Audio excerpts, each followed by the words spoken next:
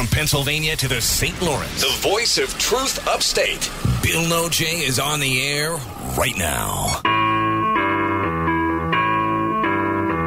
This is Bill Nojay. We are back. All right, let's talk about something that came up over the course of the weekend. And it's sort of entertaining, sort of interesting, a little bit troubling. And as with many things here on the show, a little bit humorous. A show or two ago, we made some comments assessing the different congressional races. We talked about Owens versus Doheny. We talked about Brooks versus Slaughter. We talked about the whole 9 yards of them. And we got around to, I think it was after we talked about Burkle's race versus Dan Maffei, and after we were talking about the discrimination against the Hispanic voters by the Democrat Committee and the Board of Elections in New York City, we got to talking about Tom Reed running against a fellow by the name of Nate Shinagawa. Shinagawa hails from the People's Republic. I said that a couple of times. Holy smokes, you would have thought, talk about the skies opening up over Arkport. Well, the criticism, the vehemence. Well, it was only 3 emails, but they were enthusiastic emails. Let me tell you what they were about. I'm going to read to you from one. Sort of typical. We understand that Nojay twice said Shinagawa came from the People's Republic, and you may have meant Ithaca, inferring the city is too liberal for your taste. However, it created the impression that the candidate was more foreign than American, unquote. Excuse me? How did it do that? Let me explain what I think is happening here. And this is actually an interesting educational experience for listeners of conservative talk radio. There has developed, over the last few years, an intimidation campaign against conservative radio talk show hosts. Folks from an organization called Media Matters or Progressive Thinkers or Thinking Progressive, something like that. I forgot the name of them. There's another one called Act Blue. They are far left-wing activist organizations. They apparently pay people and employ interns to listen to conservative talk radio shows across the country and to record every one of them. Well, I would never have thought, being modest as I am, that anybody would care about our little show here in upstate New York. Wrong-o, because the liberals are listening to the Bill Nojay Show on a daily basis, recording it. And this has happened a couple of times in the past, by the way. I've never mentioned it before because I haven't paid any attention. And I wouldn't pay attention this time, except it's come up in the context of a political campaign, so it's got some legs.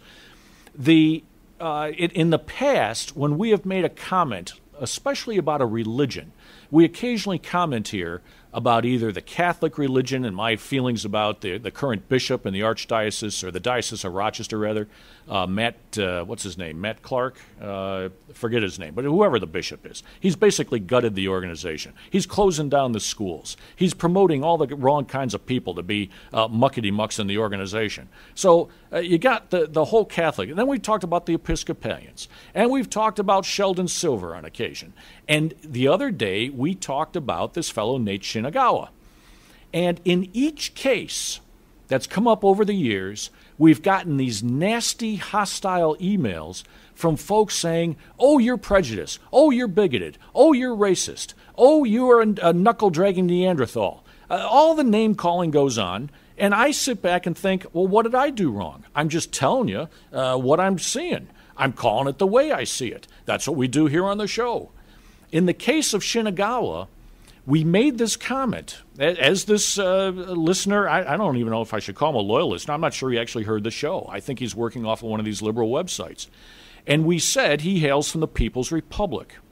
The interpretation given by the radical leftists listening to the show, whether they're in San Francisco or Los Angeles or wherever they might be, was that we were referring to the People's Republic of China, and thereby making some aspersion that Shinagawa is, who I don't know what his ethnicity is. I mean, I could guess, but I don't know that.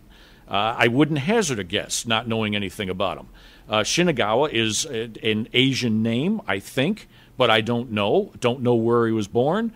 Don't really care. This is my whole point. We have never, in all the years we've been doing this show, have never talked about somebody's ethnicity. We've never talked about their race.